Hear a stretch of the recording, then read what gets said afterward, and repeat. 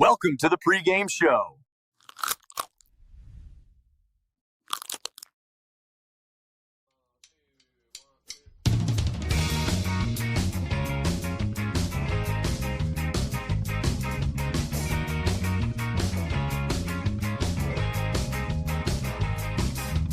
Running through these towns, kicking psychedelic sounds. I leave my heart down on the ground. Since I don't have you around, I'll grab a bottle off the shelf and go and drink it by myself. Say you wanna talk it out, well I don't think I need your help. Think I'm better off alone. I made my whole run on the road. I won't spend my lonely nights talking on the telephone. I find a girl at every show, but I will never let you know how much I regret the past and why watching you go, because hearts ain't smart, they're built for fools. They fall apart and let you break all your rules. It'll make you choose between a bottle and the blues. But my heart can't seem to forget about you. Can't forget about you.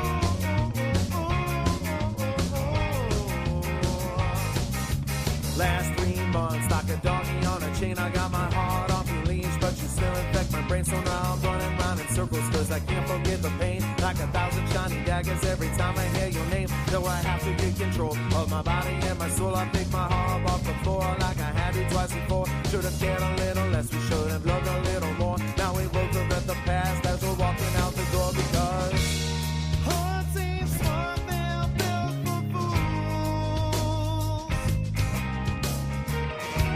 They fall apart and let you break all your rules. It'll make you choose between a bottle and the blues. But my heart can't seem to forget about you.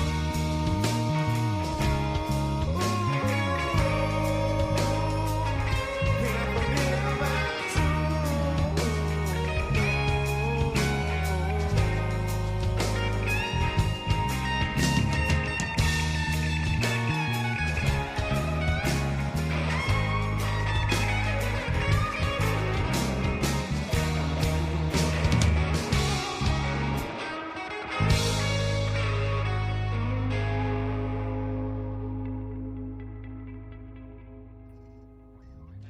Welcome in, Vikings fans, the Vikings Uncensored. I am your host, Bubba Startz. Coach Cody will be with us a little bit later. The man is a working man.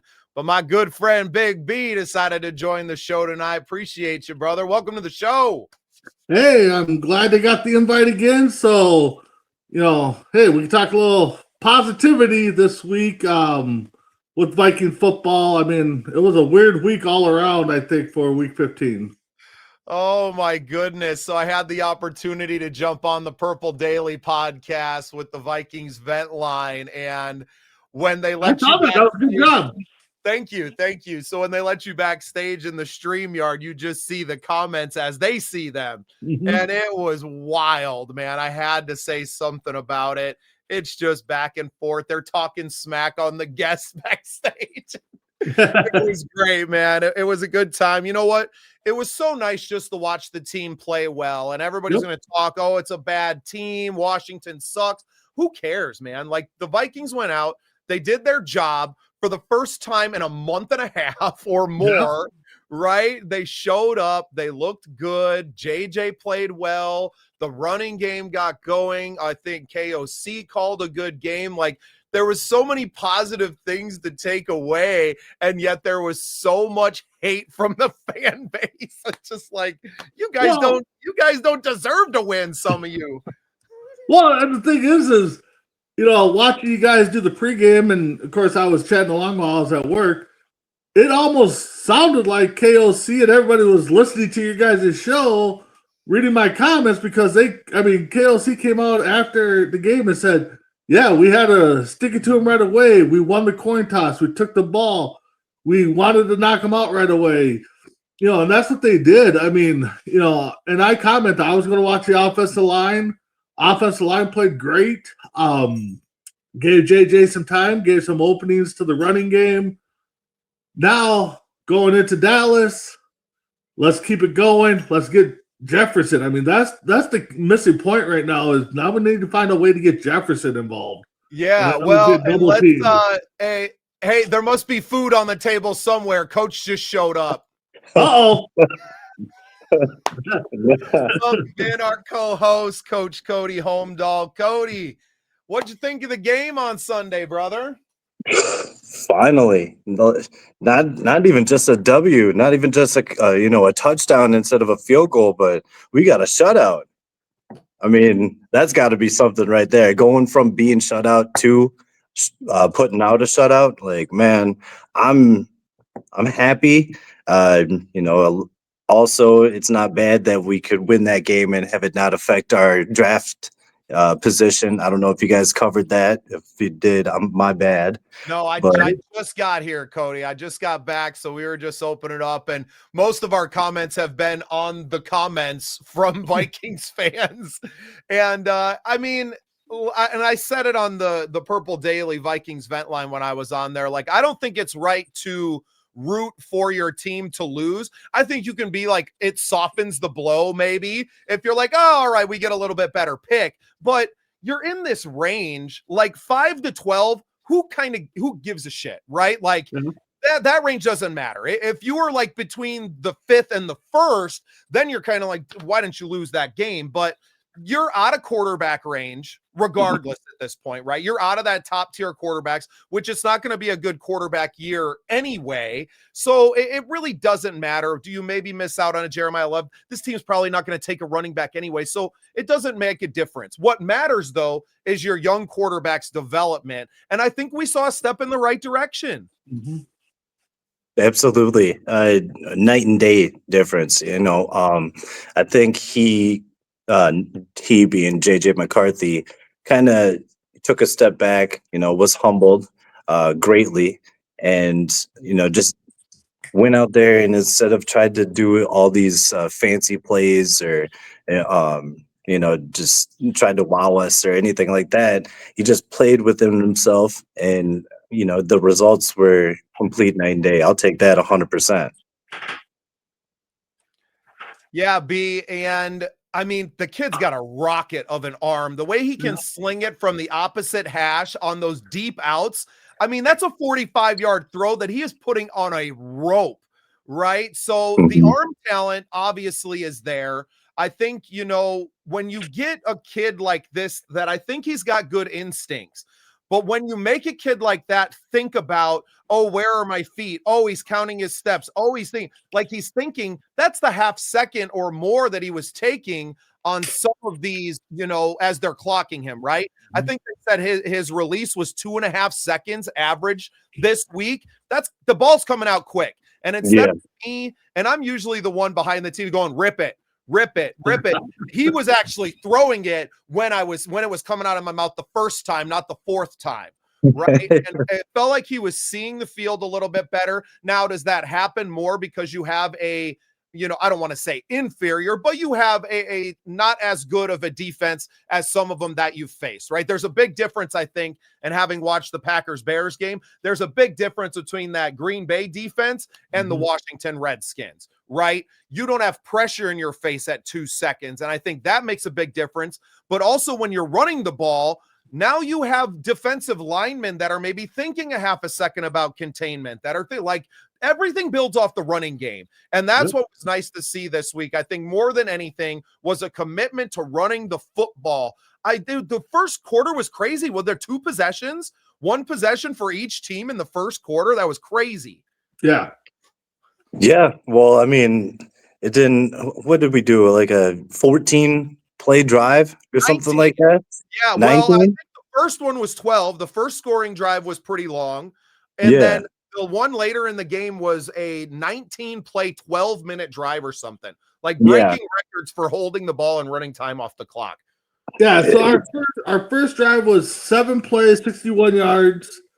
And then Washington went down 15 plays for 83 yards, and then we got the ball back, and then it was a 19-play, 98-yard for that second touchdown. So Mm, mm. And then we just switched. Then we did a couple punt, or they did a couple punts. We punted and a half. So yeah, it was wild compared to like the 14 possessions it feels like in the first half the last few weeks, because we're getting the ball 3 and out, kicking it back to them. Defense holds, and then it's right back. Well, and even if Washington's defense isn't as good as the Packers or the Bears, that's what we needed from our offense against a defense like that. Just show us that you could do it. That was a get me right game. You know what I'm saying? Running the ball and taking time off that clock, giving that defense some time to breathe. It's a night and day difference when that defense has an extra set of downs. It's crazy, absolutely crazy.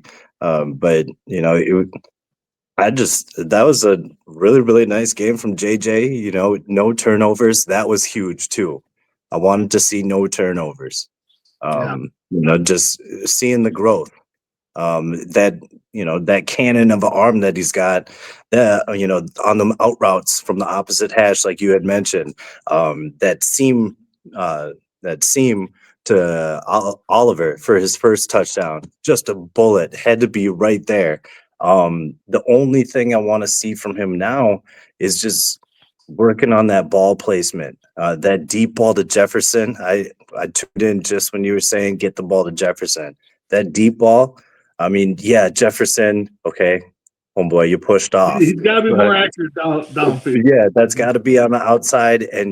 But I love the fact that he's taking that shot. Well, and that's a crazy thing to ask someone that didn't do a lot of that in college. Like, it's a different throw, Cody. And I know you're a defensive coach for the most part, but to kind of throw that ball more up, right, and to let it fall into your receiver rather than trying to throw it in there on a line. I mean, that stuff takes time. And we touched on it a little bit last week, and over the course of it is like, after the MCL injury, I don't know how much time JJ had to work on the little things. He was just getting his body back right last offseason. So he didn't necessarily have this entire offseason to work on the nuances of the NFL quarterback game. And that's why it was really sad to see so many fans just kind of like throw him to the side. No, he's a bust. He doesn't have it. It's like, man, this kid is thrown, I think, less than 1,000 passing attempts between his college and NFL career so far. Is something I saw today is like, man, let this, because the arm talent, and I think that's why you draft him 10th overall. The accuracy and those certain things are why he doesn't go higher, but you're willing to risk that top 10 pick because of the cannon attached to his right shoulder, right? And you're banking on, we can teach him to feather those throws, to layer that over a linebacker and in front of a safety, and to be able to kind of throw that ball up. A great example of it is the way Jordan Love throws the ball in Green Bay. If you watch that Sunday night game where he's just throwing it up there, right? You throw it up there, let your receiver make a play on it. Give them an opportunity to jump underneath of that ball. And that comes with time, right? Like that comes with reps and being able to do that.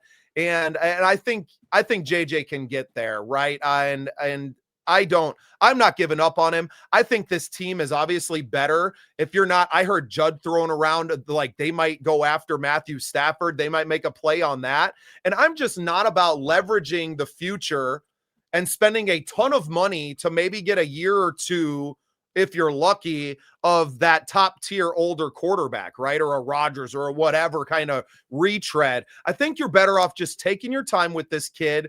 You go through some lumps maybe next year and then see what you got.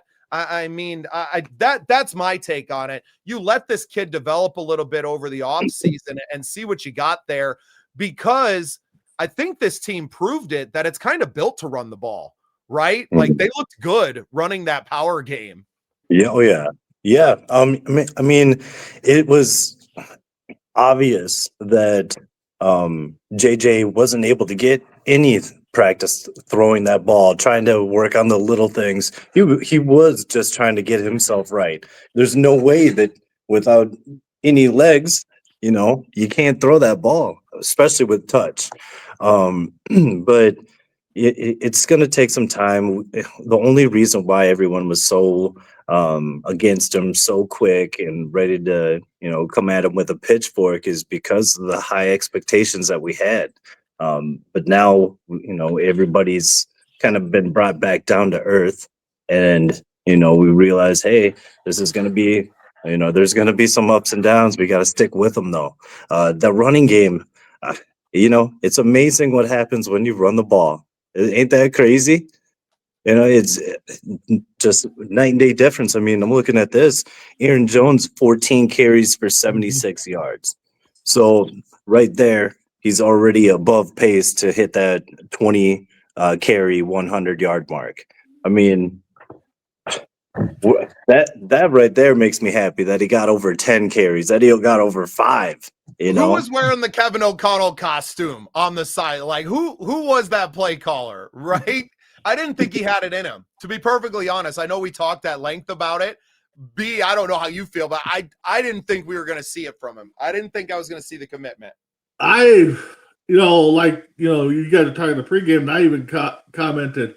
It's just one of those things where you just don't know what team's coming out. And, we stressed that it had to be the run game. I mean, Jordan Mason also had 11 carries. And I think I saw somebody post on one of my Facebook pages groups that when the Vikings give Mason 10-plus carries, they're like 5-1 or something like that, or something ridiculous that it's just like, stats don't lie. I mean, they can, but, we're built to run. I mean, they should be running this ball all the time. And again, it all depends on that offensive line, and, that group played great this past week.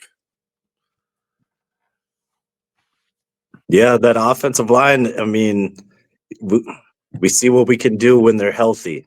We see just looking at the numbers from McCarthy, his passing, 16 for 23, 163 yards. I'm not even going to lie. I didn't even think he was going to bust 125.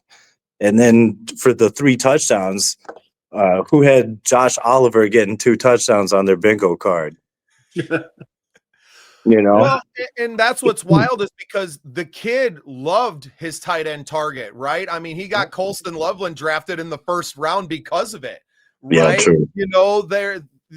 So it was obvious and talked about it a lot that like we knew that about the kid, but it was marrying the philosophy of the coach with what actually worked for the team. And I think we saw more development out of KOC as a head coach and a play caller in the last 2 weeks than we have even out of your young quarterback. I think JJ's proven that he can play this game. If you're going to ask him to throw 15 to 20, 25 times, he can accomplish those goals. If you're going to ask the kid to drop back 45 times and you're going to ask the line to drop back 45 times, right? And I think that's a big part of it too, is that this line isn't built to play that kind of offense either, especially when you're shuffling the deck every week, who's playing where, where's Blake Brandel going to be this week? Yeah. It's hard to do. Oh, we got another special guest tapping in too. We're going to bring in Sir Picasso, get his take. He just had a cool day yesterday. I'm going to let him tell you all about it. What is up, my brother Marcus, a.k.a. Sir Picasso, a.k.a. Darth Viking, a.k.a. Painting Away, the man of many names. Let's go. Man, that felt good, huh? Man, there's a few of. Let me tell you what feels good. The last few days it felt great. How are you? How are you guys doing? Doing Man, good. we're all good. Yeah. We got to go down and deliver custom one of a kind 3 deep portrait to Jake Reed. So you guys check out Jake Reed's page. Make sure you follow. There's so many cool things coming. These canvases are going to be turned into t-shirts, posters that you can get directly signed from Jake Reed. These are one of a kind type 3 deep comic book cover, right? So not to mention it's all done with spray paint. Like it's so dope. And then today getting out the phone with Paul Krause, like things are just like and Ted Smoltz. So, we got some big things coming, guys. It's gonna be dope. Yeah, I love when you step into a different circle, right? Like you start hanging out with a different caliber of person, and then it starts happening more and more. And eventually that's just like that's your circle now, right? You're out of the 100%. circle that's full of drama and BS, and you're into a circle that's nothing but high level individuals that accomplished a lot in the greatest game. And it's pretty cool to see you now. I'm just experiencing it vicariously, being friends and a big follower of you. But man, it's got to be, I mean, Aaron Jones last week and his family, Yeah. and this week with Jake Reed and everything you've been experiencing. It's just, and that's all from your art, right? And you being a really awesome human being, right? I mean, yeah, look at that baby. Yeah, that's dope. That's done by spray paint? 100% rattle cans. Wow. Oh, So I tell people if you have a picture of it, I can paint it. Wow. That I is can, nice. take, I can take you through my room. I think I got a little bit of laundry on the bed, so I'll try not to show you. Well, Hey, we're getting ready to go to last week, Dallas too. on Thursday, so we got a lot of like stuff getting ready for that aspect. Well, I'm definitely going to follow you because I love when people. I'm not an artist. I can't draw a stick figure. So, Well, I see people that like can I said, draw I go by Sir Picasso. My dad used to say he would draw a broken leg on a stick person. yeah. Here's a Justin Jefferson in a Picasso format. It's all spray painted on canvas. God, that looks like the stained glass stuff. Yeah, well, that's it's nice. crazy. It does kind of look like, yeah. And then I got, like I said, I can paint anything. We got tigers. I got I'm Incredible gonna throw Hulk. up on the screen. I'm gonna throw up. So this is the one that Oh, he yeah. did. They auctioned off nice. at Aaron Jones. Aaron Jones, Showtime. God, I would have never guessed that was painted by. I mean, that just looks so lifelike. Yeah, appreciate that. Oh yeah, you're ridiculous, man. This In was every way. kind of a fan favorite. Oh, Yeah, there those you girls go. are nuts. But yeah, but I'm sitting there and I had two people literally on the tailgate lot that just started following me. And they're like, oh my God, the Ninja Turtles. I'm like, bro, I got them for sale right now. Because Yeah, I need to get this inventory out of my way so I can hang up some of the other stuff that I know that you've seen this one last. We talked about this one last time. Oh, It's a 2 foot by 3 foot Jordan Addison. This is the biggest autograph he's ever done, over 12 inches. might be the only autograph he's signing this season. Man, that's all right. That's what I said. It's a one of a kind. Man, I really was hoping he'd get the ball a little bit more. Yeah, would have increased the value of that painting. He's also got to catch the ball too. Oh Yeah, man. 100%. Ugh. If we got any boxing fans, this is a one of a kind, and Mike Yeah. Tyson owns the other one. Man, you know what, ooh. Marcus? We're gonna run a show one day where we just live Yeah. auction this stuff off for charity. We're gonna figure out Honestly. how to do that after the season's No, over. We'll just go live until it's all gone. And I thought of it build like up. just kind of like, well, not auctioning up, but like you do razzes. So you do, okay, with this one, we're going to do 10 spots at $40 a piece Yep. or $10 a piece. And Yeah, you already people can know. win them way cheap. Hell yeah. Yeah, you already know, man. That'd be cool. 100%. That'd be cool.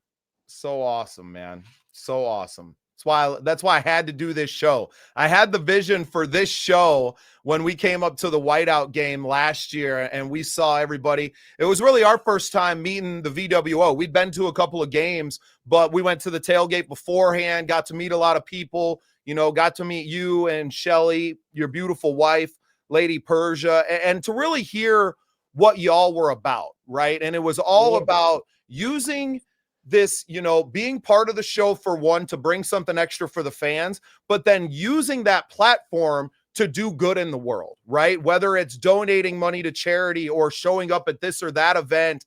And now to see how that's just been amplified over the last 12 months, man, it's been absolutely incredible to watch. And I'm glad that we get to come together weekly and do this. I know you're live on your page all the time anyway, so this is nothing new to you.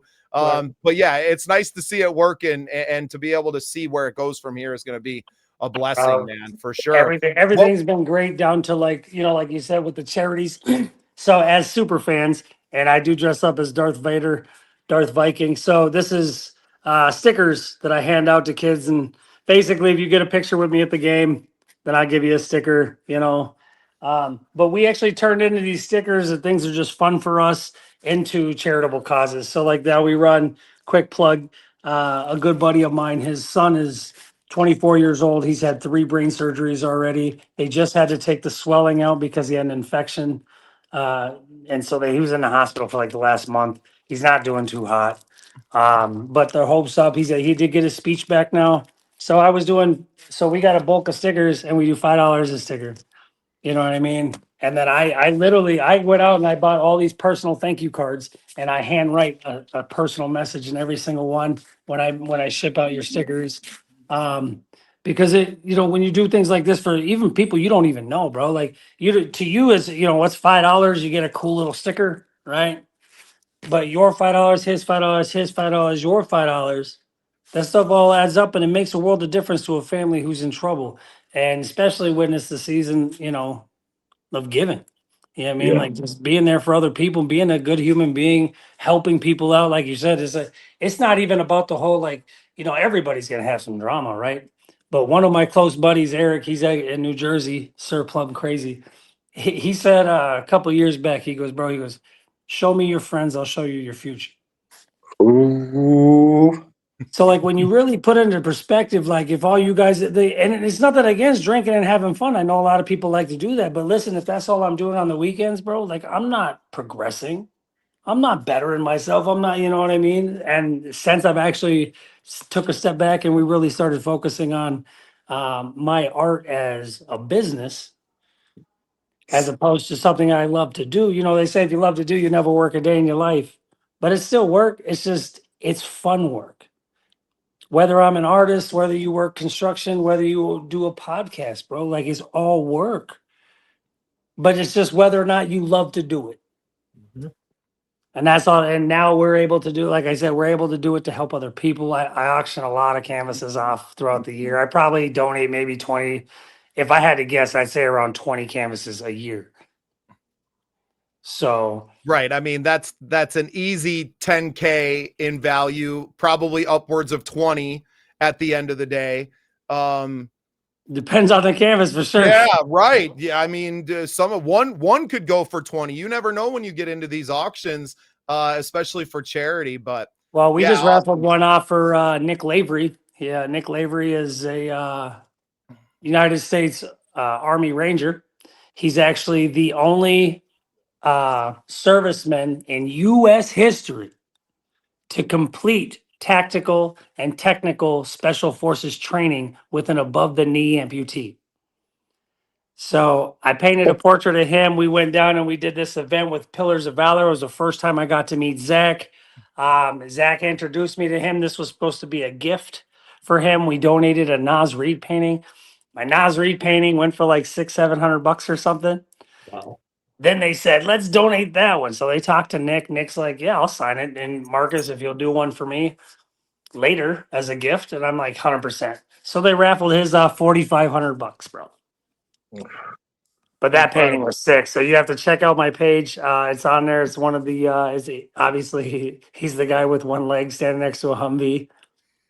But such an incredible human being too. Like, just sitting there talking with him and like, he's one of those people, like you feel like when you were on the way home, you're like, all right, I got to do 17 hours at the gym, right? No more carbs, right? No, nothing. We got to do this. Well, I'm not doing nothing while I'm driving, bro. Let me, like you just want to be better when you talk, you know what I mean? You have those people that just motivate you to no end. And, yeah, he's an incredible person. So, and he's also like, he's, to make matters worse, I'll show you this picture of him, bro. He's 6'5" and he's from fucking Boston, right? so when he looks at you, you already felt like I'm getting yelled at. He's like, "Whoa, you do this with spray paint though?" I don't even know anymore. You know what I mean? Like, but no, he's pretty. I'll give you guys a sneak peek. This is a portrait of him and his wife, and his wife is also a special forces. So, Wow.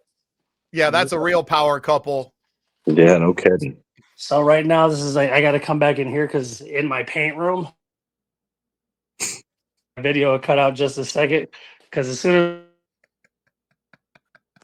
as Right on cue. Yeah, that's the vault.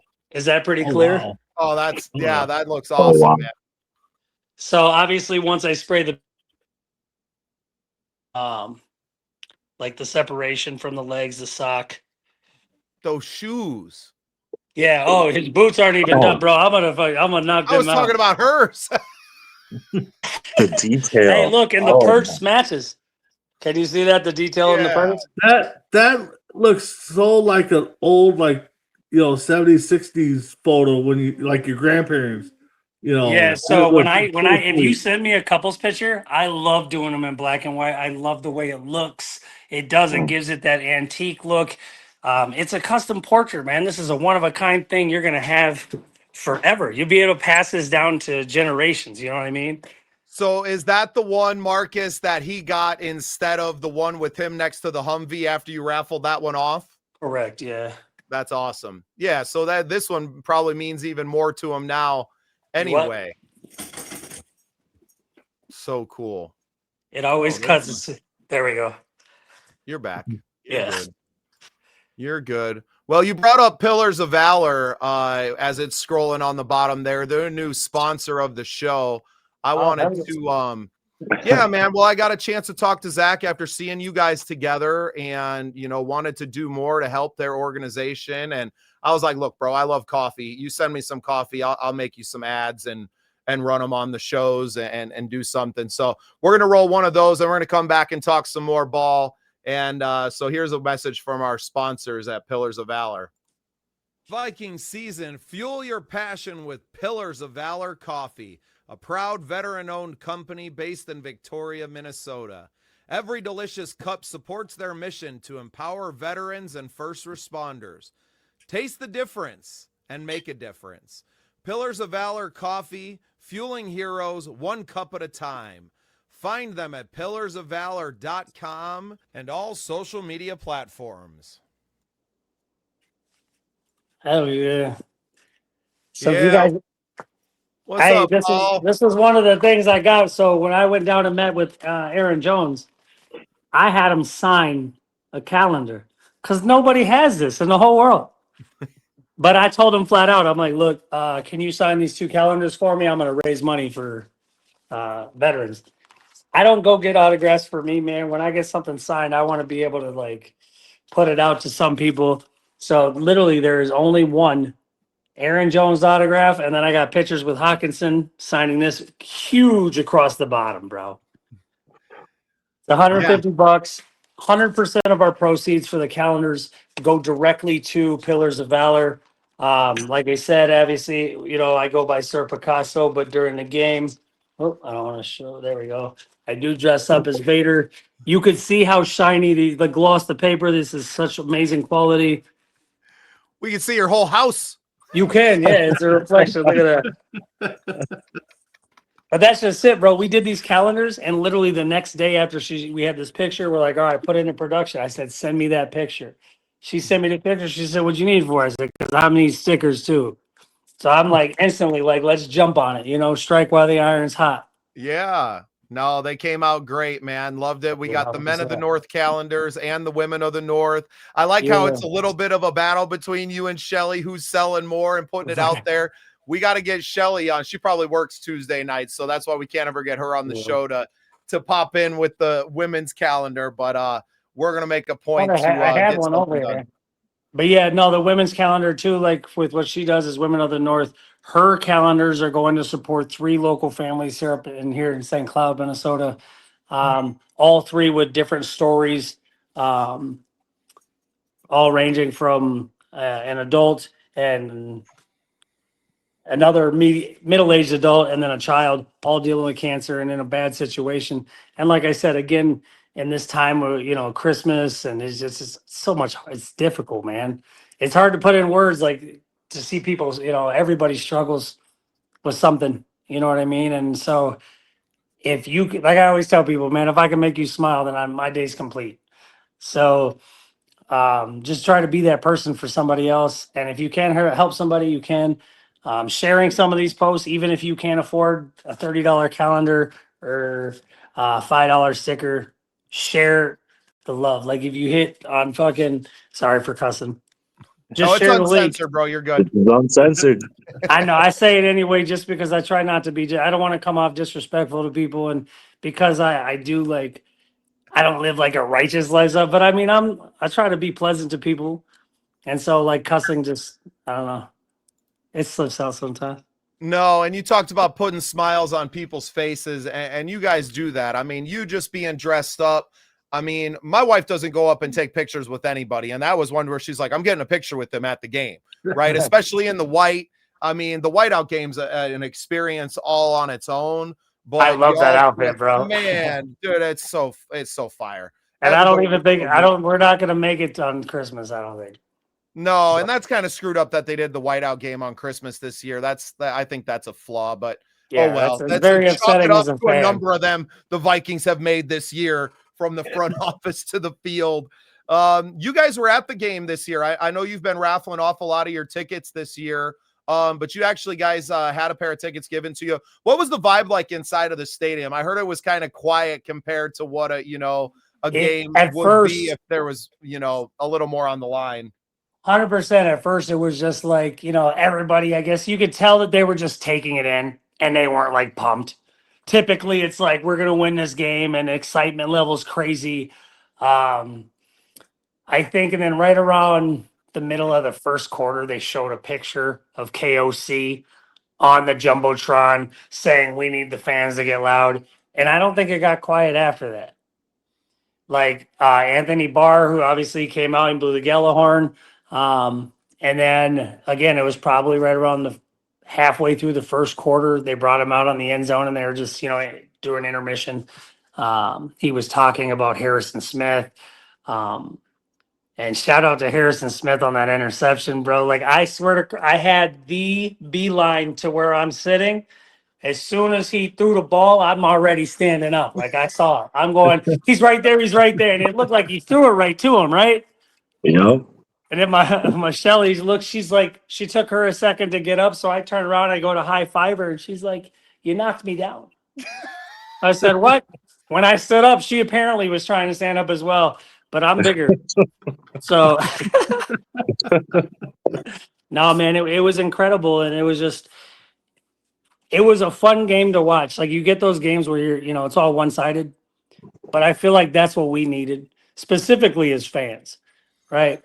Regardless of how you feel, if the season's over, if we're not going to make the playoffs, who cares? You think we deserve it? Okay, so you make the playoffs. Which team shows up? The team against the Commanders or the team against the Ravens?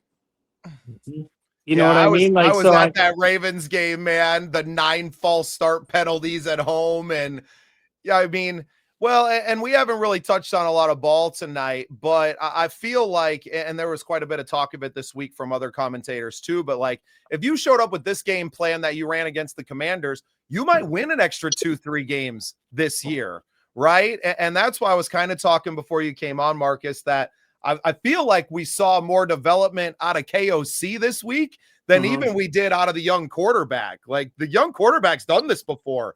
KOC's never called a game plan that featured 25 plus rushing attempts and just stayed committed to jumbo packages. And I mean, three touchdowns from tight ends. Whose team is this?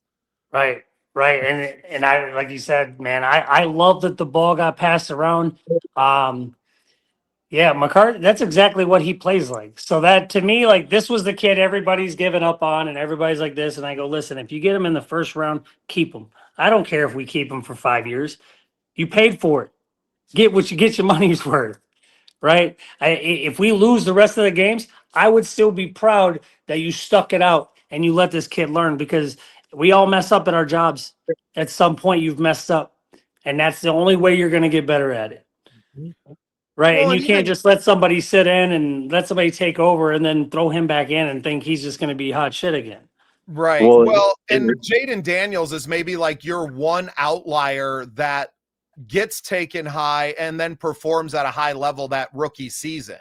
Right. And it was really unfortunate that to watch kid's him fast go out of the. Yeah. Well, and you had also an offensive coordinator in Washington last year that built the offense around the talent that he had. What a freaking concept, right? It was tough to watch him go down on that elbow. You don't want to see anybody get hurt. And then Zach Ertz is, man, that was That was Yeah, gnarly. I had a conversation with Oh. Ward yesterday, and so I just kind of reached out to it. You know, there's a few players that I know personally where we can have these conversations, and just to message and be like, you know, hey, bro, it happens. From where I was at, it looked like a clean hit. I hope you don't get fined. Right. Well, and I mean, Zach Ertz is like 6'6", and like he's a huge dude. Yeah, And I feel like Ward's probably like my size or your size, Marcus, right? Where he's like 6 feet tall. 6'1", Yeah. 6'2". At least Yeah. giving up 50 Yeah, pounds. yeah, exactly, man. You're just trying to take the guy down. Okay, but here's and you the don't deal: realize- when you put so many restrictions on a D-back on how I can tackle you, right? Just like when I come at the quarterback, are you telling me I got you wrapped up, and as we fall to the ground, I got to let you go because I can't dive, I can't drop my body on you, And I smush can't you? land on you. Yeah. You know what I mean? Like when you're jumping in the air for a ball as a defender, because I played corner and safety. My goal is to hit you midsection and make you lose your breath, drop everything, right? Because you don't aim for the head. So, but like you said, Ertz is not little. So he's going up for the ball, bro. Like in real life, when he hit, it looked like his whole body just ricocheted and flung around. Like it was, I didn't even notice his knee go backwards because that's how fast it happened. But you see his whole body. Like I said, it looked like he got him in the waist, you know, from where we were at. But obviously, you know, you watch the replays, he hit right in the thigh. Yeah. But aren't they supposed to tackle your legs? Well, and that's tough too because, like I said, he's given up at least 50 pounds to Zach Ertz, and if you try to go in with the shoulder or something, you're probably going to get hurt yourself. Like, Well, that or you're going to end up on a You Got Moss or some kind yeah, of clip on ESPN, mhm, bro. getting trucked. So, I Truck mean, over, yeah. Cody, and I know you have extensive experience as a defensive backs coach. What do you coach your players on? And Marcus, you could probably chime in too, being a defensive back yourself from way back when. Like, coach, how are you coaching that? You know, how are you training somebody who's coming where you're playing in a zone like that, the ball's coming out, you're right on the guy, right? You're not going to make a play on the ball necessarily because it's probably 3 feet over your head as this guy's catching it, but you have to make a play on the man. Like, where are you teaching them to hit? well, I mean, it's not just DBs, but you know, just tackling in general. Low man wins. Low Right. man always You wins. wrap those legs up, bro. You know, You ain't and going and nowhere. like you said, if you're not going to be able to make a play on the ball, you had better secure that tackle, especially as a At DB. least slow him down and let your inside guy come get him. You know what I mean? Yes, because you know, because if you're that DB safety, you could be that last dude. So you had better, like you said, wrap them up and hope and wait for your teammates to come, or just get them down. You know, at any means possible, except for the head, like you said. No headhunters here. Let's play it like a man. Ward couldn't reach Zach Ertz's head anyway. No. Exactly. Well, and you know, the speed of the game, it's insane. 100%. Instinct just took over. Instinct just took over right there. No, You and know, I heard a it lot of always fans will. come out and say, you know, dirty hit, and obviously all of everyone else in the NFL's going to call it dirty because it, you know, wasn't their player. But I didn't see it that way in real time. You know, it's unfortunate. You know, that guy's career's probably over. I mean, it was over probably anyway. This was retiring. his last year. Not that it Right. makes any difference because you know, even with these players and you as human beings, we don't want them to get hurt. That's why no matter what team you're on, when you get up, you walk off the field, or even when they cart you off the field, that entire stadium should be cheering. You should be, Yeah. you know, sending well wishes type things. And Well, Did you guys see that Ward left the stadium before they did their press conferences in the locker room and went right to the hospital for Ertz because it shook him up that Ertz, yeah. bad? Yep. man.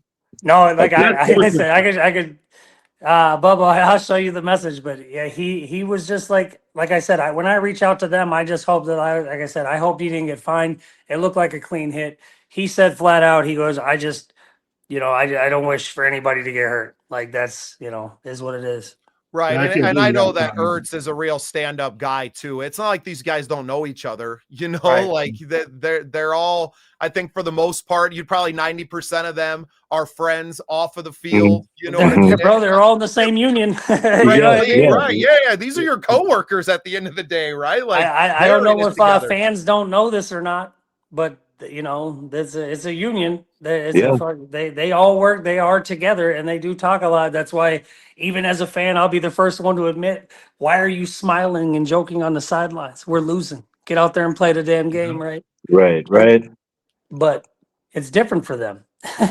No, and a lot of them spend their summers, training with each other in the off season. I know most of the players you of the know, Vikings don't live here. yeah, no. Well, you got to And- think too. A lot of them went through college together. They see these guys grow up. I mean, back to high school. Some of these players. Yeah. So, I mean, just because they're on different teams doesn't mean they're enemies now. I mean, That's why you see those jersey swaps. It's like I ain't seen you since Yes. college or since Right.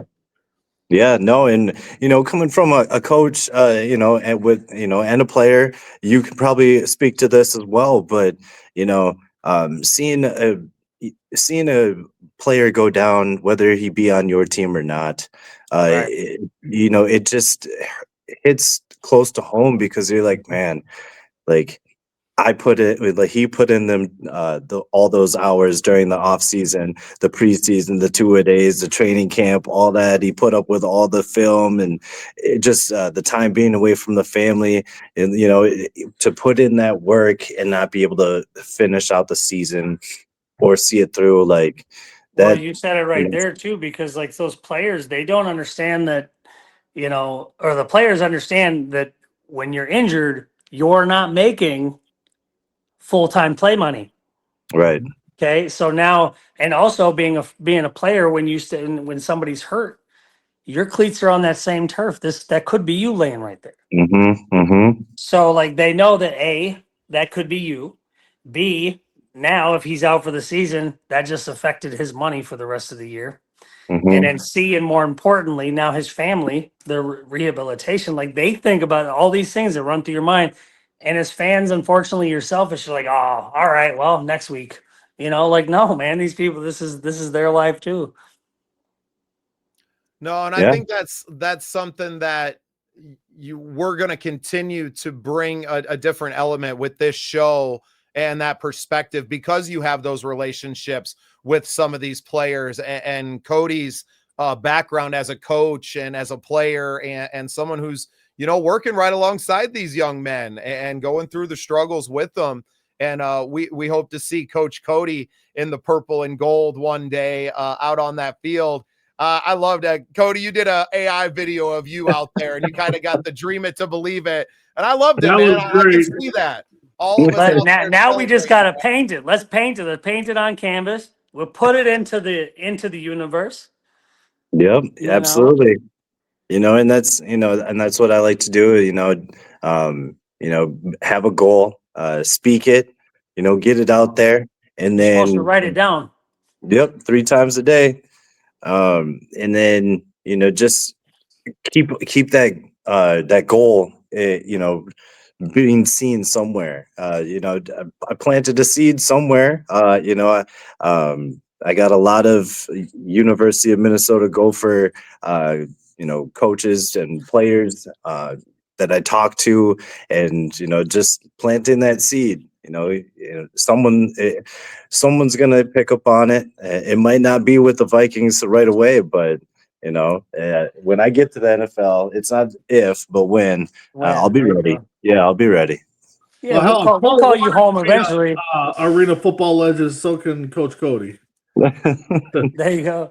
Hey, Bubba. So, like I said, I was just on the phone earlier with Ted Smoltz, and we're going to be doing something with Paul Krause. So, when I get that all worked out and everything, I'm going to let them know that when it comes time to promote, there's only one channel he's got to come out and come live on his stream, and we'll bring Paul Krause on here. And Man, that would be awesome. I appreciate that, brother. I know we'd love it. I know Big B would come back for that one too. Oh man. we'll promote the shit out of it. We'll get a whole bunch of people to get ready for some Q&As.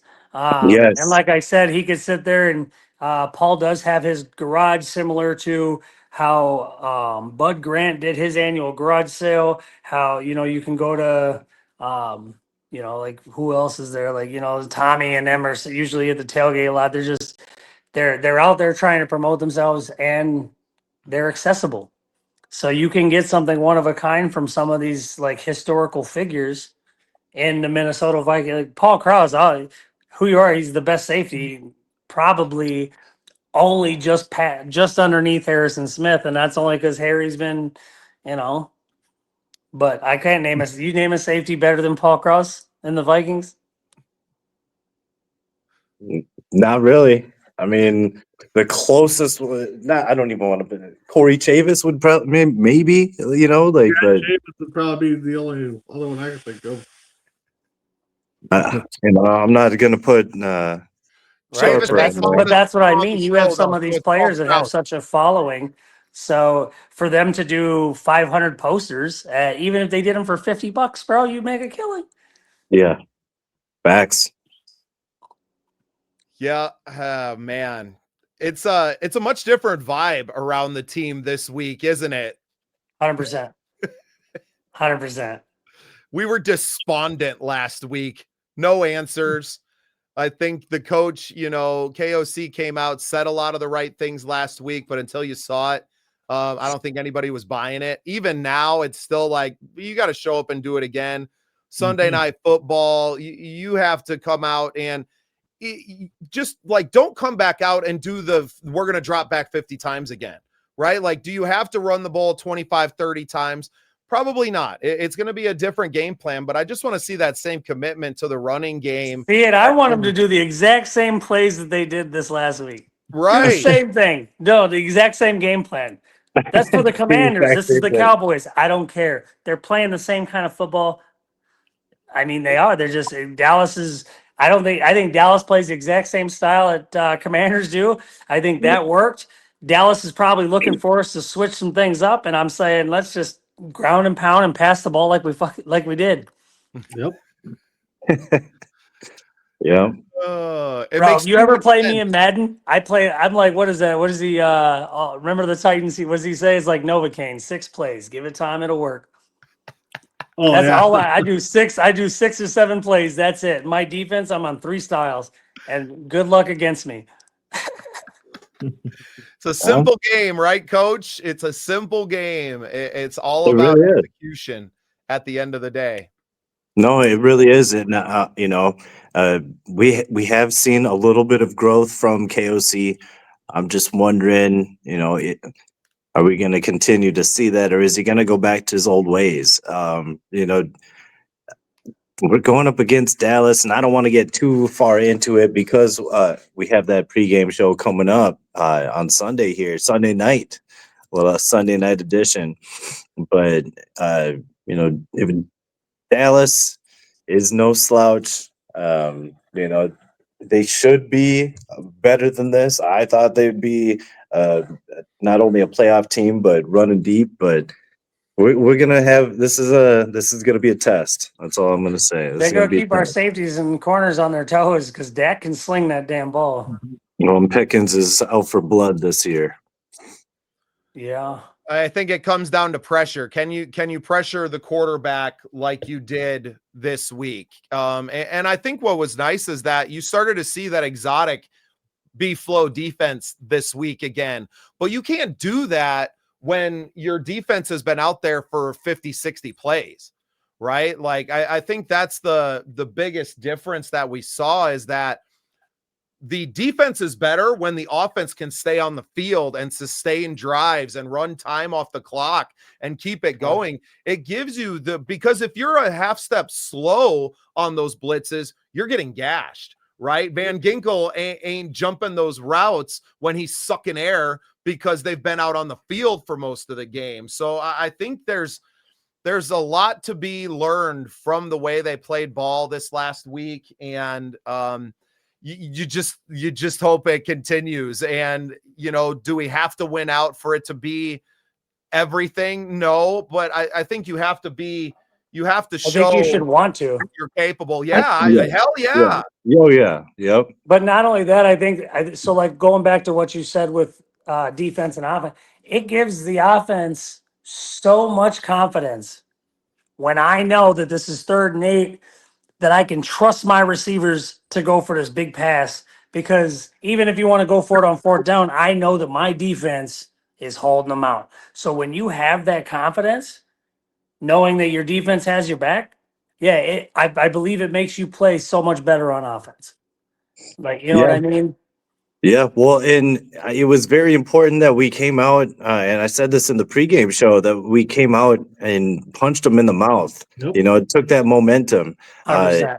You know, but not only punched them in the mouth, but we were like, hey, we're going to score, but you're going to be sucking wind by the time we're done scoring here. And we And keep then we're doing going it, to come right? back and do it again, you Yeah. know? And that's, we have to keep that mentality of, hey, you know, I'm going to start stomping on your throat and you're not going to be able to get a breath in. You know, that was huge. Yeah, we have the receivers to trust and be able to throw up them balls. Like, you know, when you got Justin Jefferson, it's not a 50-50 ball. It's like an 80-21 or 80-20. Okay, But so explain to me why those 20 are the easiest balls. Like, don't be sitting there before the game, one handed like this with 2 fingers, I know and then it. they get a ball right in the numbers and you dropped it. Because, bro, No, like, I get I so know, I mad. know it. Well, and Well, and that one catch changes it. JJ's over 200 yards with 4 touchdowns now. yeah, JJ's got, 50, 60 yards, and it's just like it's totally different talking points.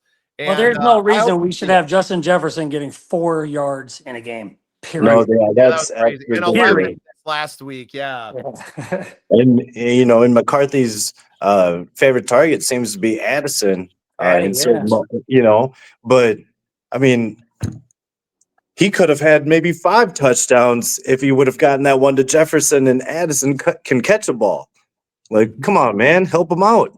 Right. You know, uh, this is basically considered McCarthy's rookie year, and I mean, not bad for what he's got to deal with That's and the position that he's been put in with the throwing 40 plus times. that's why I wasn't mad. Like, people are like, "Oh, McCarthy's this. We threw a few interceptions." So he's a rookie. Right. And then you got Max, who's a rookie. I'm going, guys, just calm down. Undrafted. But yeah. Right. I mean, he's not pulling a Jameis Winston 5+ years in the league, still Well, okay, hucking coach, for let me 30. ask you then, what what do you think their mindset is? Because in my mind, when you have Justin Jefferson, Jordan Addison, you got Van Ging or not Gingo, TJ Hawkinson, you got Oliver, right? You have all these weapons. Why don't quick slants work? And why don't we do them? Like, we don't Well, do them like, I feel like a quick slant is like the biggest kill in the world, because if I can get a cross pattern, even if I get my tight end to move, you just took 3 of those defenders out of that area and he's wide open every time. Man, look at the play that Christian Watson had on that Sunday night game. They saw the blitz coming. He checks to it. They give a little hand signal. It looked like Madden. It looked like a Madden play. He broke free. Right. He was gone. He was gone. no, He could I have get shaved his face while walking in. I get it, Like, he but had time. he's Could have shaved B's head while he was running down the field. he's struggling with those type of throws, though. They're always getting batted down. But They're yeah, always that's where I feel McCartney he needs to understand the difference between get him the ball and getting him the ball. Not every single one needs to be 50 miles an hour or whatever. exactly. And that's what I tell my friends sometimes when we watch and they go, "Oh, it was an easy pass." Yeah, but this isn't me and you playing catch, bro. They throw the ball like 25, 30 miles an hour. Right. You Well, catch that football. Yeah. and I think it has to deal also with the fact that, you know, it's been such a carousel with the offensive line. You know, just not having that time, having that chemistry, and then you got him trying to throw that slant, and these balls are getting batted down. That doesn't really build enough. You know, that doesn't build confidence with the coach to want to call that play. It definitely doesn't build any confidence for JJ to want to make that throw. You know, and I think Jetta's got lit up on a slant last year, and I think that may play into KOC's. Like, I don't think it's in his playbook really anyway. I think he ran it one time. His dude got lit the fuck up. And he's right. like, Well, "Never and calling that and play you know, again." He just threw it out. But what was cool, I loved the little screen pass in I think it was that first, not that first drive, that they ran to Jefferson, right? Where it wasn't a screen, but it was Yeah, different. he tossed it. He like they can't. Is that the play you're talking about? Yeah, where I mean, they all kind of cleared out. You sent everybody down, and he kind of Right. stayed back, and it became like a downfield screen. I thought that was a cool play design. I would like to see more of that to get Jefferson the ball. Like, we got to do something different. The deep ins that you ran before that worked when you had time and you had, a veteran back there that could see that, because there's so much anticipation into those throws, especially in a zone. And I think you're seeing a lot more 3 deep. You're not seeing a lot of 2 high safety anymore from this team. You're seeing a lot of 3 deep, which kind of takes away that middle part of the field. And especially for a young quarterback that's in his head right now that doesn't want to throw the interceptions, he's not seeing that yet, right? So you got to find other ways to get your playmakers the ball. And I thought that one little wrinkle, I thought that was a cool play. Now, you can't obviously do that 4 or 5 times a game, and this game you didn't need to, but I would like to see KOC, like, don't the bubble screen, that isn't JJ's game, right? Like, those easy swing passes and stuff, like, that's not it. You got to find a way to marry the philosophy of what you want to do on offense to the arm talent that you have, right? And finding a way to do that. And I thought that one play was an interesting, we hadn't seen that yet. And I mean, you picked up a huge 3rd down with it too. Right. So it was cool. I think that's why they do that wide receiver screen to JJ, because McCarthy has that fast release. Like, he's, when I'm sitting there and I go a wide receiver screen, to me doesn't make sense, right? Because you're already got your defender, so now I have to at least beat you. You don't have the other wide receiver, like Jordan Addison's not going to go block for Jefferson, right? Like, you don't have another receiver out there that can get out there and block on the perimeter. And unfortunately, that's why I don't think Jordan Addison is a wide receiver too, because he doesn't have that part to his game. I think he's a really strong 3 on a championship team. And a lot of Vikings fans don't like it when I say that, but do you want to just like put the purple colored glasses on all the time, or you want to look at your roster as compared to a top tier team and look at it that way? And if you're going to have a wide receiver too, you need somebody that can get out there, be physical on the edge, and open your wide receiver 1 up. And unfortunately, I don't feel like we have that on this team right now. Well, and that might just be, and I don't want to like talk to his character, but for Jordan, like, that just might be his personal mentality right now. If he came into playing football with like a Jerry Rice or a Chris Carter work ethic, right? Because Chris Carter was, I mean, for a lack of a better term, he wasn't really shit in Philadelphia. No. Right? But obviously he was going through some things, and he, like he openly talks about. And I've told Chris personally that was what brought me to the Vikings, when I saw how he overcame, right? You put your nose down and you're like, all right, that's who I was. mhm. So now if Addison has that work ethic, he definitely has potential to be a solid, strong number 2. Like, he's fast. He does have good hands, although you're absolutely right. He's not showing us, right? But I don't know maybe something's in his head. His game's off, but I don't know. I think I have so much hope for him. So I think that's like when you said like Viking fans get upset, is because, I mean, obviously we want all of our receivers to be Justin Jefferson, right? Well, But at the same time, I keep seeing these press conferences where Justin Jefferson says that he's had a conversation with him. Okay, well, if it don't work, I mean, you got to talk, Yeah, and unfortunately, like, for the front office, is that Addison has totally tanked his value between the off-field stuff, right? The suspension, and then the situation they had when they were overseas. him not being, I don't, you just kind of like disappeared and his phone wasn't charged and like, come Yeah, on, he got man. lost. Yeah, man. Like man, you are a professional and this is your job. You make a lot of money to go out here and perform and to be part of that team and to do all the little things. And man, I got You also got to remember he's a kid. Right. A young man as well. They're kids, bro. Like when they come out of college, bro, I don't care if Well, you're yeah, 18, that's 19 true. years old. You ain't a grown ass man, bro. That's true. That's true. But Right. that The brings whole me not back charging to your phone, that's a kid thing to do, bro. That's just not, I'm gonna go out anywhere I've never been before without navigation. right. Come That's on. ridiculous. I Or, just or without a partner or a buddy.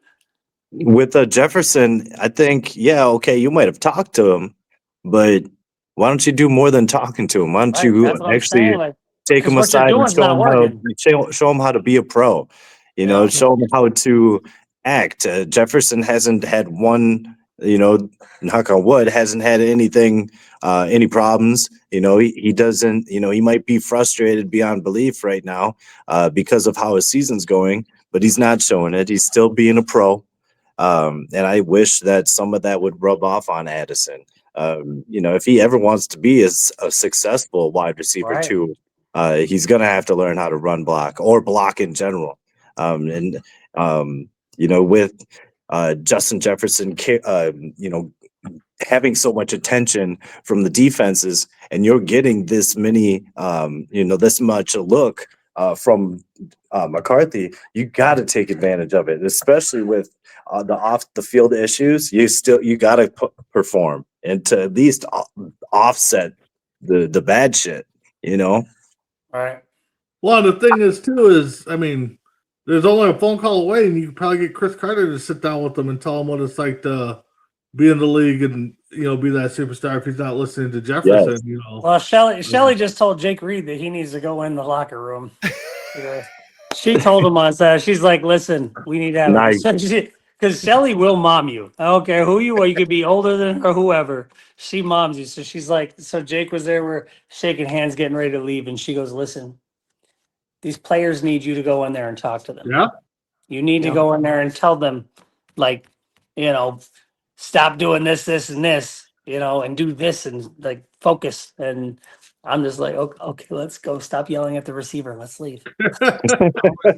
Y'all keep talking. So I got the opportunity to interview. I was working a PGA Tour event, and Rondé Barber and Chris Carter were part of a celebrity game. So I got to interview these guys for like 45 minutes at the press conference. You guys talk amongst yourselves. So I'm going to pull myself off the screen. I'm going to see if I can dig that video up because he shared a really cool story about one of his coaches early on because he thought he was going to be a basketball player. Right. Mm-hmm. Like he was a basketball player in college, and a coach came to him that was actually had connections to South Dakota. So he shared this really cool story. I'm going to see if I can dig the video up. You guys keep talking ball and I'll be right back. Yeah. What do you guys think of Max? Brosmer? Yeah. I think he was. I think the Vikings organization should publicly come out and apologize to him, and specifically Kevin O'Connell. I think they set him up to fail right from the start. Hey, I'm just gonna go back and say it. Like when you have a rookie quarterback, undrafted, played 1 year basically, at the Big Ten level. You got to help them out. You go and take them points, going for them that fourth down, that first one that led to the pick six. I'm still pissed off about it. No, because I don't give a fuck who you are. Sorry for cursing. I don't care who you are. There is no reason to throw that ball. Yep. You are taught in Pee-wee football That if you are too. being rushed, you throw the ball to the sidelines. Well, Yeah. and that's the thing is, you play Pee Wee football, Little League baseball, or stuff like that. You get to the majors, the game forget doesn't the change. fundamentals. You take that sack, you throw it to the sideline. You don't look at a third call strike right down the middle. That's stuff that frustrates me when I saw him going down and I saw him do this flip. I'm just like, oh, that is going to the house, man. Yeah. Well, but I would have liked to see them play against this offensive line that played this past week to see what he could do. I mean, I saw times where it looked like, okay, he could get it if he gets some time, get some snaps in there. Yeah. And then there's times that he looked lost. I mean, Well, and you got to think it's happens. overwhelming, right? Yeah. I was just gonna say he wasn't ready for the spotlight. He wasn't ready just to be out there really taking meaningful snaps. Nope. I think he would have been better suited getting more garbage time just to get that feel of, Right. everything. Dude, I have so many fans, like, because I get so, anytime anything Vikings happens, I get random messages, like just because I have tattoos and I dress up, I'm an expert and they want to know what I know from the team or whatever. I don't get it.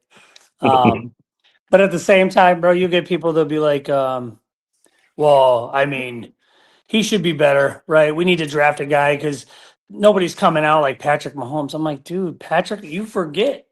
Patrick Mahomes came into a winning team already. Yep. Alex Smith had already had this. They had a amazing offensive line. Mm-hmm. Amazing. And then you got Mahomes who has the time. So, yeah, obviously he has time to throw. So his confidence just got huge. And now he's Superman and thinks he can do whatever on the field. But you got guys like, I don't know, people just think Mahomes is like, he earned it. You know what I mean? And he's a phenomenal quarterback.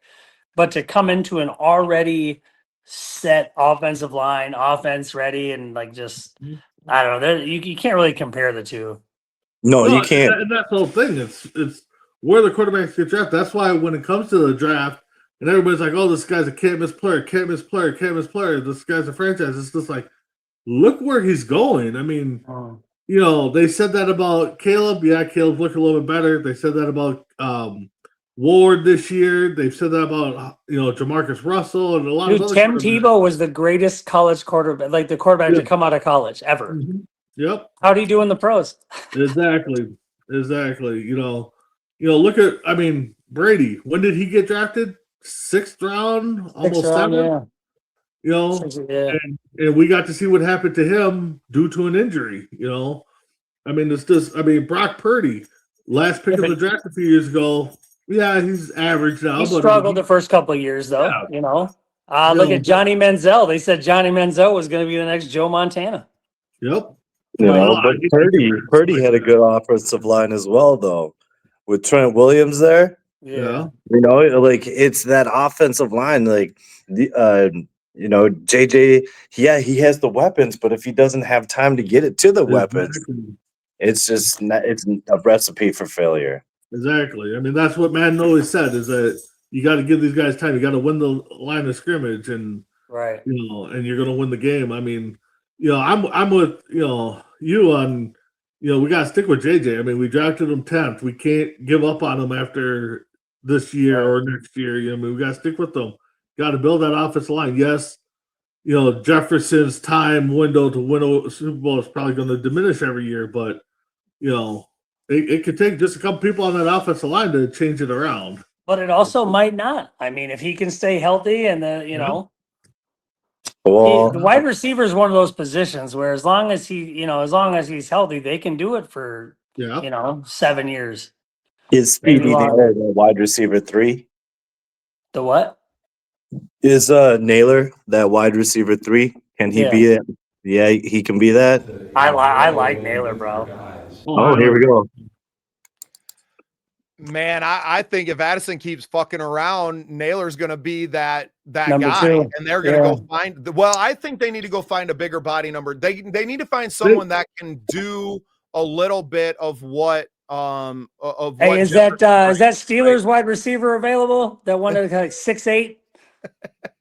It doesn't even need to be something like that, but it definitely needs to be somebody that's in that 6'3", 6'4" range, right? Somebody that can still go up and get it, that can take some pressure, that can block on the edge. I think that's important. So I forget we have Rondell Moore. Well, right, and I don't even know who else is on the roster, right? We got guys that are buried with. Ty Felton has seen the field. Has he seen the field at all? Yeah, he just got a couple passes Sunday. Yep. Perfect. So yeah, you're starting to get this. So this was a really cool event, man. I don't even know these silly podcasts, man, have gotten me into some pretty cool stuff this last year. So this press conference is with Rondé Barber, Chris Carter, Hall of Famers in their own right in football. And then Sir Nick Faldo on the right there was the world #1 golfer for 92 weeks in a row in the World Golf Hall of Fame. I forget the other guy's the host of it. He was a really good golfer, Masters champion. We're not going to hear it on this, but there was a funny, my wife's favorite moment of this presser is when I referred to the Open, the British Open, the Open, as one of the other majors. So Nick Faldo had a good, Sir Nick Faldo had a good ribbing with me. But so the question is coming from, my wife loved that, right? They're laughing at you. I was like, I don't even think they're Hall of Famers, man. So what? The guy's a knight. The guy's a literal knight. Right. He can say whatever he wants to. But so the question I think that we're going to hear is talking about Chris's old coach. I hope the audio comes through okay on this too. But yeah, this is me at a press conference with Chris Carter and Rondé Barber. Yeah, there's nothing like it. When you win, you go back to the hotel and you call, I got to get the plane tomorrow morning and go someplace and do something else. Right? Sometimes there isn't that joy. There's probably more 20 years later when you sit back and, that was pretty good. That could be a good year. Yeah. Unless you're a wide receiver, because we don't really keep score again. We just keep, how many catches I have, how many yards, how many touchdowns. Who cares? I don't care about the rest of the team. Most of them are like, just give me the ball. Yeah, just give me the ball. I don't care if we won or not.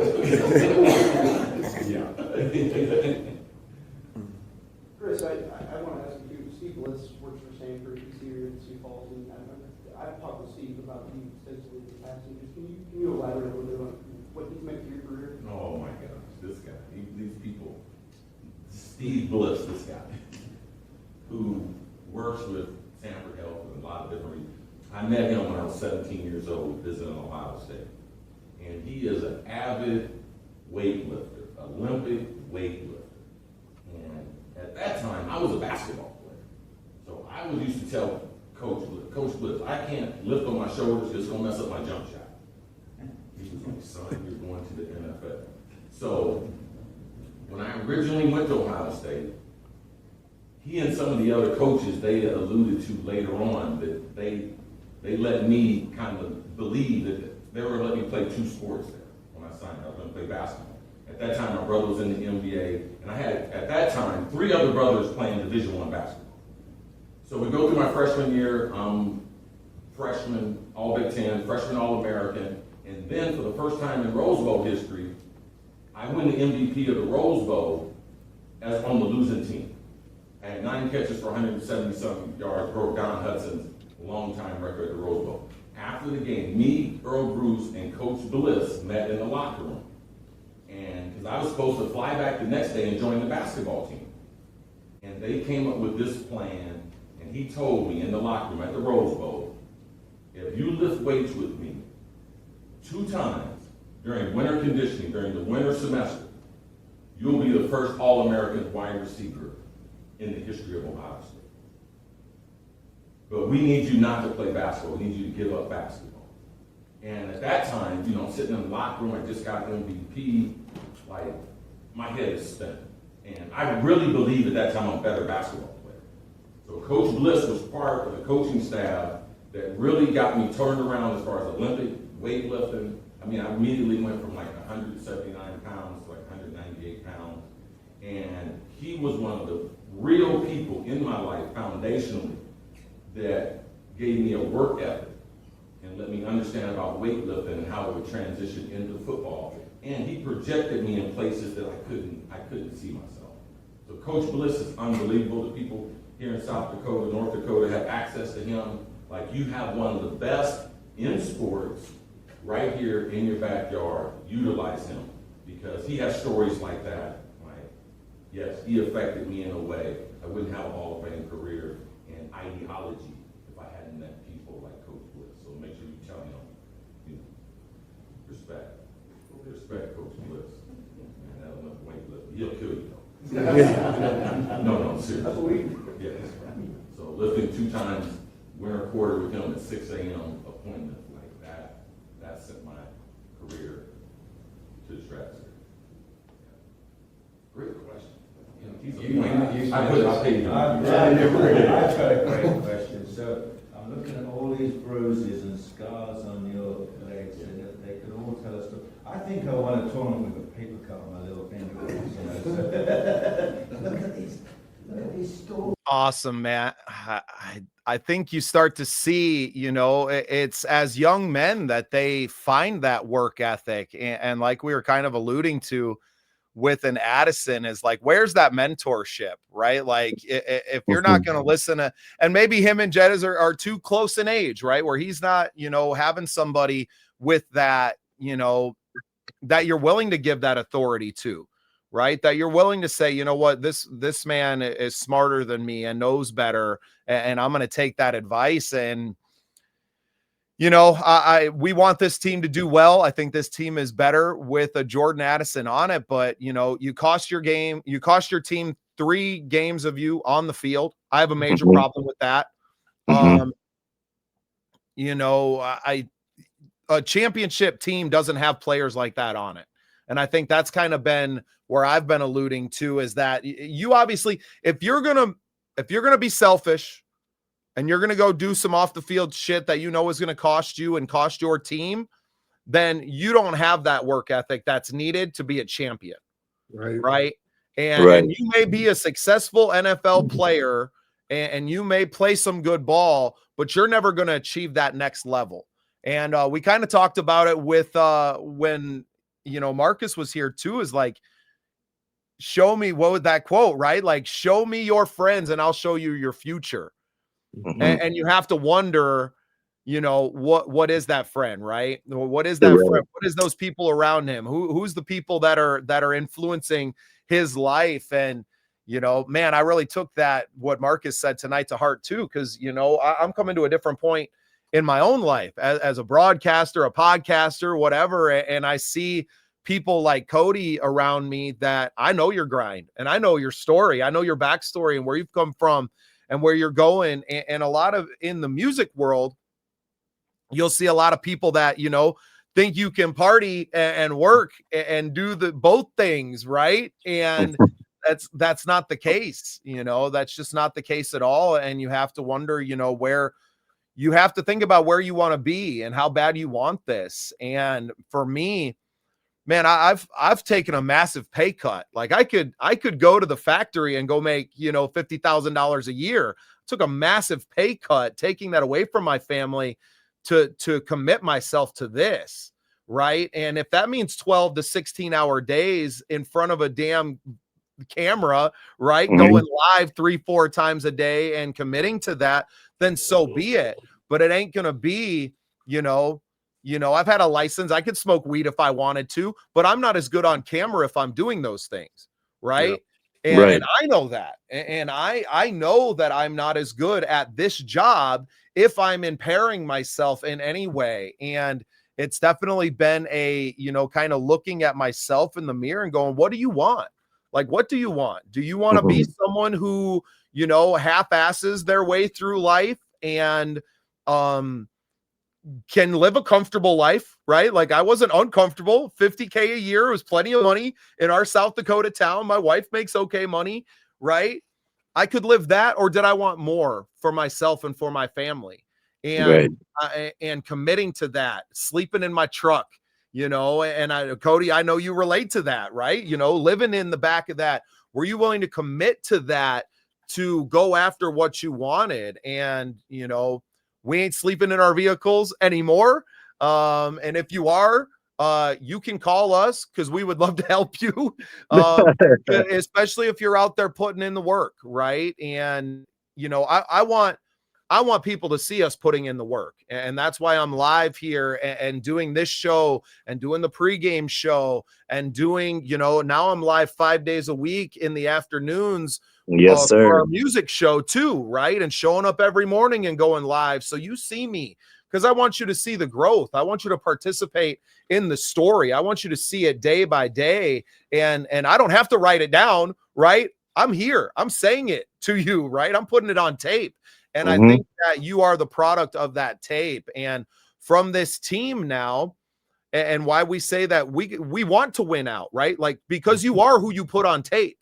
And this team next year is going to be a reflection of the end of this year's team. You're going to have a lot of the same guys back. Yeah, there's going to be some new faces, but if new faces are coming in and they're looking at a team that rolled over the last 5 games of the season because they weren't in the playoffs, you're going to get that same kind of player that comes in there and say, oh, this is how this team behaves. And I don't think you can do that. I think you have to go out and prove it in these last 4 games. I want that Green Bay game to have consequences at the end of the year, right? Like, I want that to be our fucking Super Bowl, to where we go out and maybe affect their draft seeding. I want them to want it. I don't want their seed to be locked up at the end of the year so that they got something to play for. I don't want to go out and win that fucking football game.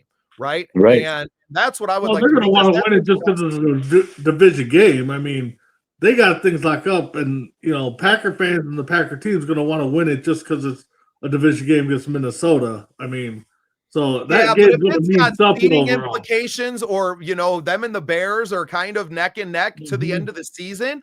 That I want that game to mean as much to Green Bay as it does to us, and not just because of division. I want it to have consequences for them if they lose, because that's something that we can then hang our hat on at the end of the year. And, you know, you got what's our last? We got I mean, Dallas is a good football team.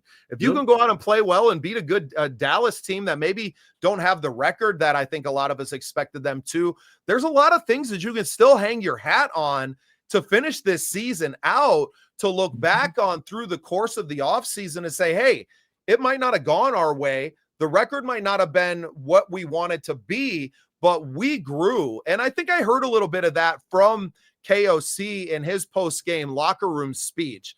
I was hearing once again things, and KOC is a big reason why I defected from that Bears team over and started rooting for this Vikings team, because I saw something in the coach and in the team that I was attracted to, right? And not just tired of my wife talking shit to me all the time.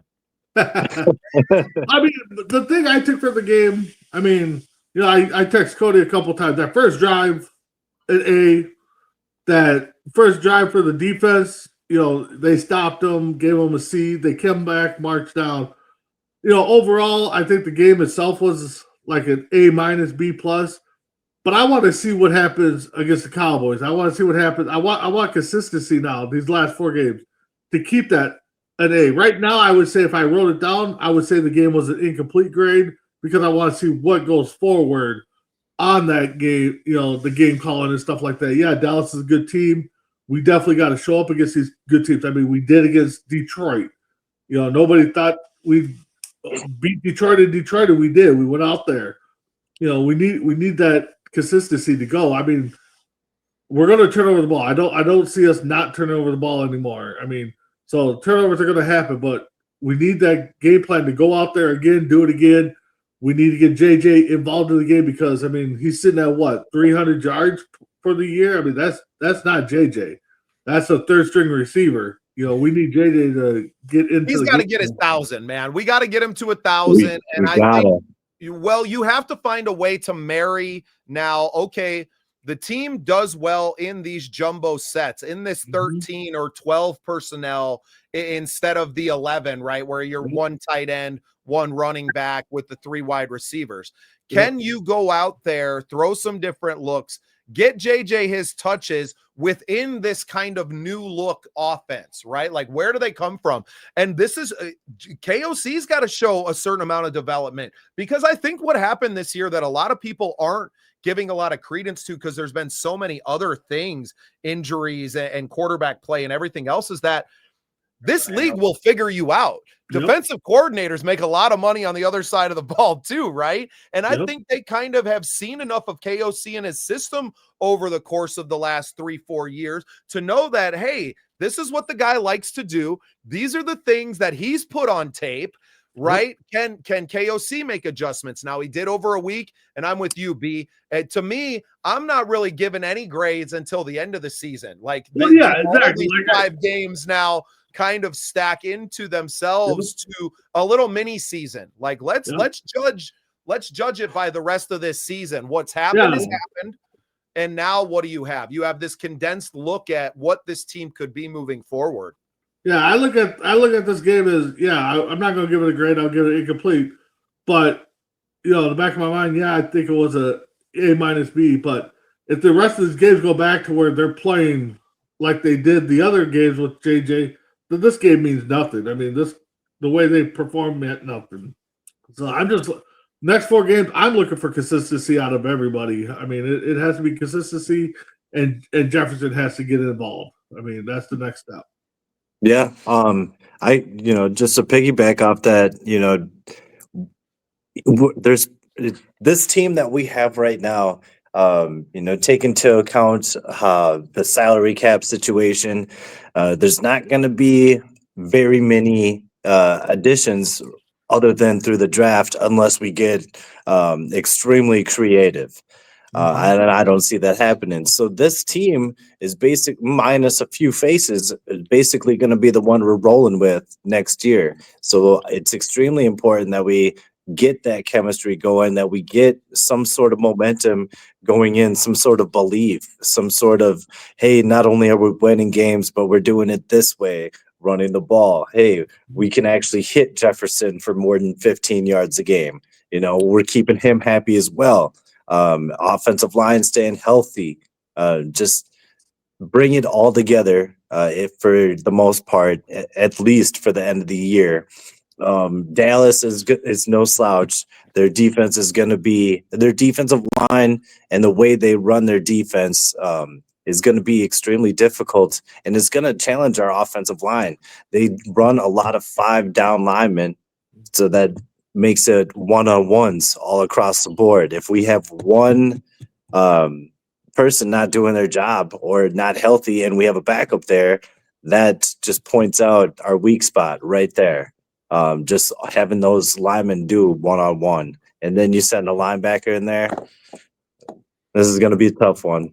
No, and I think that the style of defense that they play almost warrants that you play that jumbo package, right? That you're getting more Josh Oliver out there, that you're getting, the other tight ends involved, and you're showing that you can push people around. And I think you have that pedigree on the offensive line.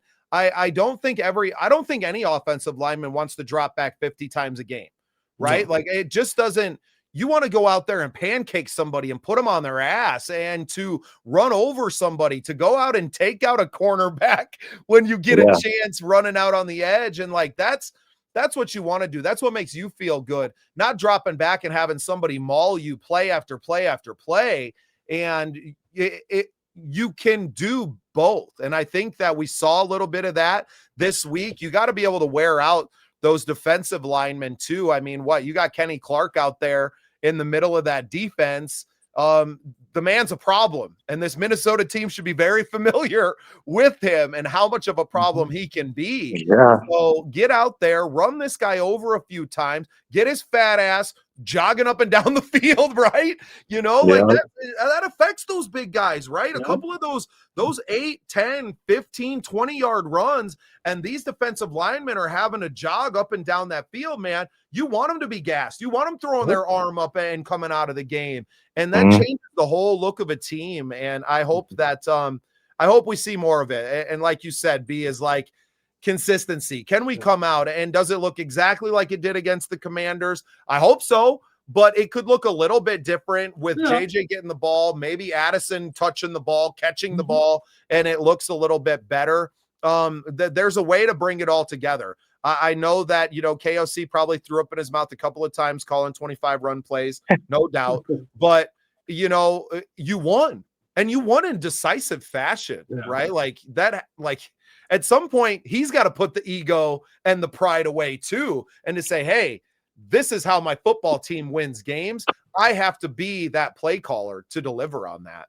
Well, and it's like we had over 300 yards of offense, and if it's just if that comes from something so simple as just running the ball a little bit more, I mean, penalties. We only had 3 penalties for 24 yards. compared to the previous weeks. The turnovers itself, our red zone 4 for 4, like the whole game all the way around. And that was what we needed. Those are the stats we should have had at the very least against a team like Washington. Well, Now, and I think too is the defensive side. You stopped them on 4th down. Offensive side, you got that 3rd down on a third, or you got that 1st down on a 3rd down. And also going forward, we need to find out our identity of our leader on defense, because Smith is going to retire. So who's going to be the one that step up and fill those shoes? But this game showed me a lot, and when that first drive, I'm almost like, oh, Washington's going to score on this one. Next thing I know, we got the ball on the 2, and we're heading the other way for another touchdown. So they showed that they can make stops when needed. All right, we got one segment we need to get to before I let you guys go. Right. Coach, we got the good, the bad, and the ugly. The goater, the eelier, and the yoder. that's going to take me a while to get used to. I'm telling you that right now. Yeah. The good. We can each take one if you want to. We can each take one. Yeah. It's all good. Yeah, I'll go ahead and I'll take the good. The good. I mean, we came out and we scored a touchdown. First touchdown scored in how long? Like 19 quarters. It felt like. Yeah, a month and a half. Yeah. So that was good. Just having, like I said, 300 yards of offense. That's a step in the right direction. The winning the turnover battle, that was going to be huge. Van Ginkel, I don't know how you do it. It's just that one play, but you just seem to make it every week, and I'm totally fine with it. You can keep that up. McCarthy showing growth. Now we just got to work on the consistency, work on the touch on the ball, and before you know it, I feel like that chemistry between him and JJ is just a matter of time. B, you go ahead and take the bad. Man, bad. God, there's really nothing. I mean, bad is, definitely got to get JJ involved. He's been, a couple of games where he's just had 2 receptions for 10 yards ish. I mean, he's definitely got to get into the game. Definitely on defense, I think that first drive, I think was the bad until they made that stop. I mean, as me as a Vikings fan, watching them go down, it's like, oh, we scored, now they're going to go down and score. It's just like, and then they stopped them. So, but I don't, there really wasn't much bad. Maybe, as Sir Picasso said, the stadium didn't get rocking until after that first drive and maybe the first stop. So, maybe some of the bad came from the mojo of the fans. So that's all I got. That leaves me with the ugly. That's fitting. It's gotta be that Ward hit on Ertz. I mean, nobody wants to see that. Oh, yeah. And the kid feels bad about it. I don't think it's be a dirty play. I even heard some Vikings fans on the Vikings vent line that were coming out and saying it was dirty and he's doing it. I mean, it's up in the air. It's on him. Yeah, I don't think he thought he was going to jump for it. I think that hit was going to come in and hit him mid-thigh. Yep. He jumps up in the air. It clips. I mean, you're talking about 6 inches, right? Like 6 inches from in the middle of the guy's thigh. Well, maybe like a foot on Zach. That's why I can't believe he got fined. Massive human being. Wait, he did get fined for that? He did, yeah. I don't know. How much was it, B? It wasn't much. He said he wasn't going to fight it either. Let's see here. No, and you think that's almost out of respect for Ertz. Other guys. It's a deterrent to the league to say, hey, if you clip low, we're gonna ding you for something. Yeah. Let's see. Oh, that's not the right guy. I'm looking. I can't find the exact price. Just said that he was fined. Yeah. So it probably wasn't very much. If it's just $5,000, right? That's a little portion of his game check. you don't. And the fact that I didn't see the story, and I appreciate you sharing that, B, that he left the stadium and went straight to the hospital to check on him, man. I mean, that's a class act. That's To very me, important to know. Yeah. Yeah, and that's something that most fans aren't going to see. They don't want to see it. Some people don't, and it is what it is. I mean, I'm guilty of it too. I got caught by one of those fan sites when I saw someone talking smack about Addison, said he got, fined and suspended again, and I jumped on it because I wanted to. Like, I don't like selfish players, right? And I got a big problem with Adam Thielen right now too. I'm not from Minnesota, so I can give a fuck if the dude's from Minnesota and played for the team. The fact that your people went out and asked for the trade or asked to be released, and then you go to the Steelers and one of your first quotes after the game, after you caught one pass, or I got my love of the game back, man, fuck you, man. That's real feel on that, man. I don't give you whatever, dude. I don't care. Don't come back and retire a Viking. Don't say that crap and then come out with some quote. I found my love of the game again. Man, Right. When you dropped 18% of the passes that were thrown your way, dude, get bent. I mean, there's a lot I wasn't a real big Vikings fan while he was here, so maybe that affects it too. But he wasn't being a team guy when he wanted all the money to go play somewhere else, right? Like, you weren't being a team guy before, and like, you only like this team and play off the team guy thing when it benefits you. So that doesn't feel like a team guy to me anyway. Yeah, no, it was something that, I mean, a lot of people are saying pretty much the same thing. You wanted to release, you claim that you want to go find a team that can get you to that next step, being that it's your last year. And then you sign with Pittsburgh and say that you found the love of the game. And you can kick rocks. Yeah, hang on. Go retire a Steeler for all we care. Yeah, no, that pissed me off too. 99% of the he's going to retire a Viking, and we're all going to love him again.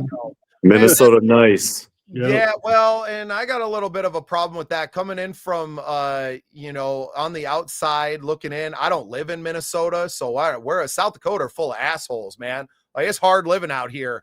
We can't afford to be nice all the time. So we're realists, right? And we're about community and about really being about the team. And Cody, I know you can speak a lot to this because you've been part of championship teams.